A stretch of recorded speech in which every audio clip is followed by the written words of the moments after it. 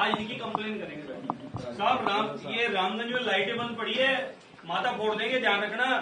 महाराज कहते हैं कब करा देंगे? कावड़ यात्राएं चल रही है या पूरी रात? गलता गेट से लेके और बड़ी चौकड़ तक की आधी लाइटें बंद पड़ी है। आएगी चालू करा दी, चेक करो, रात को आज बंद पड़ी है लाइटें। अरे तुम लोगों साले लाखों रुपए तनख्वाह मिलती है, इसलिए मिलती है तुम घर पे पड़े रहो हरदम। आज चेक करोगे दिन के अंदर लाइटें और मुझे फोटो वीडियो बना के भेजोगे एक एक लाइट का। चुंगल से बाहर है तो दोबारा शांति रहेगी क्या? यहाँ पर हर 6 महीने में शांति के लिए ऐसा समझौता करेंगे?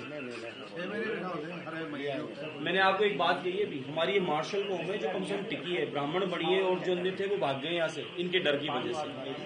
क्यों कार्रवाई होती नहीं है? हर 6 महीने में शांति के लिए बैठ जाते हैं हम लोग। आप इसलिए लगना चाहिए खाकी का डर, भय नहीं है। अच्छा एक बात तो यूपी में कैसे डर है साला यहाँ के?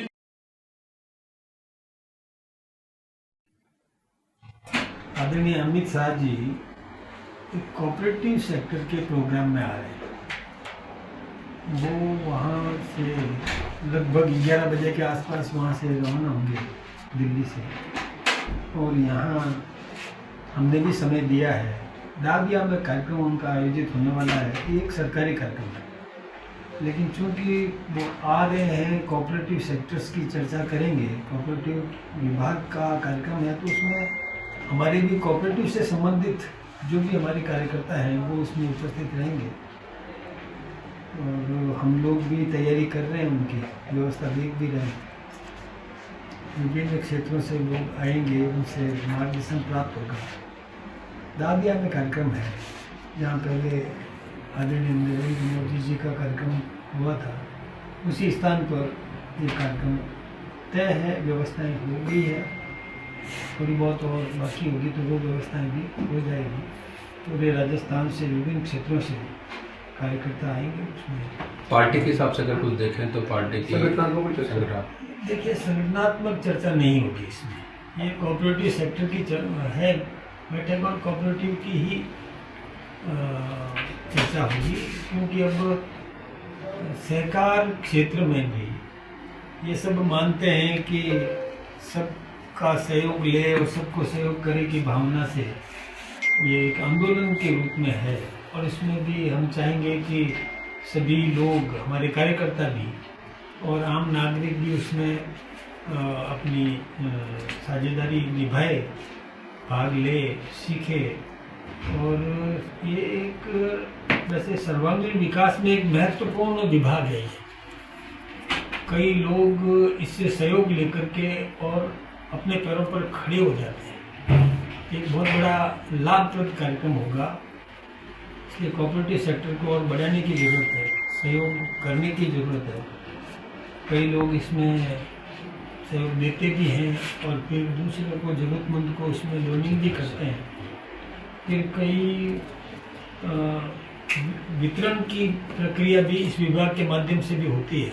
किसानों को खाद, बीज आदि का वितरण भी इसी विभाग के माध्यम से होता है। तो सब में हमको पूरा भाग लेकर के इसको सफल करें। पार्टी की ओर से भी टारगेट दिया गया, तय किया गया कि कितने कार्यकर्ता, कितने लोग इस सम्मेलन में होंगे। पार्टी की ओर से क्योंकि सहयोग करेंगे, क्योंकि हम सरकार है और कार्यक्रम हो रहा है, तो लाभ लेने के लिए इसमें हमारे कार्यकर्ताओं को भी भाग लेना चाहिए। मैं तो आह्वान करूंगा हमारे कार्यकर्ताओं का भी। ये अभियान है, एक कोऑपरेटिव अभियान है। पार्टी करने भी आएंगी?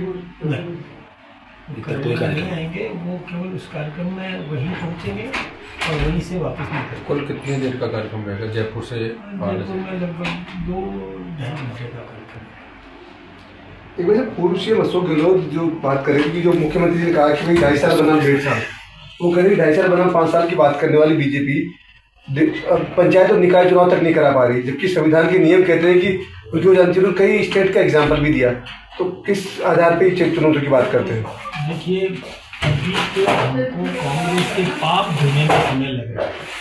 कांग्रेस ने जो गहलोत सरकार ने जो पाप किए थे, यानी ऐसे अनियमित, अव्यवस्थित पंचायतें बना दी थी, अव्यवस्थित वार्ड्स बना दिए थे, एक पंचायत में 500 की आबादी और एक पंचायत में 11,000 की आबादी, ऐसी पंचायतें उन्होंने बना दी थी।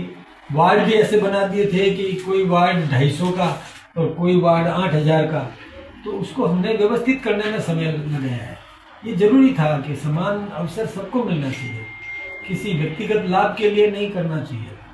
तो उन्होंने ऐसे किए तो हम उसको सुधार कर रहे हैं, उसमें समय लग रहा है। बाकी तो हम कभी के चुनाव करा चुके होते हैं। वो कह रहे हैं कि हार के डर से संवैधानिक प्रावधान का उल्लंघन कर रही है भाजपा सरकार। एक बात मैं आपसे बताऊं, वो कभी सोचते नहीं कि उनकी कांग्रेस सिमट के रह गई है। अभी जितने भी उपचुनाव हुए उन उपचुनावों में हमने 36 में से 29 सीटें जीती। 36 में से 29 सीटें हमने जीती। कांग्रेस केवल 4 तक सिमट के रह गई और वो पीठ ठोक ताल ठोक रहे हैं अपनी कि हम जीत रहे हैं। कहाँ जीत रहे हैं? विधानसभा में भी 7 में से और हमने 5 जीती, कांग्रेस केवल 1 जीत पाई। तो वो सोचते नहीं है और हमारे ऊपर आरोप लगाते हैं कि हम हार के डर से चुनाव नहीं कर पा रहे हैं। हमने सभी चुनाव कराए ना, अभी पीली बंगा है वो हमने जीता, हमने सभी चुनाव जीते। एक सवाल, बाल मुकुंदाचार्य जी एसएचओ की कुर्सी पे जाके बैठ जाते हैं तो कांग्रेस ने इसको मुद्दा बना लिया है, जूली जी ने भी ट्रैक किया है और डोटासरा ने कहा है कि इस तरह से कुल मिला के सरकार दादागिरी पे आ रही है, प्रतिनिधि जनप्रतिनिधि को एसएचओ की चेयर पे नहीं बैठना चाहिए था। मैंने पता किया, बाल मुकुंद जी ने जवाब दिया कि मैंने कुर्सी साइड में खींच दी।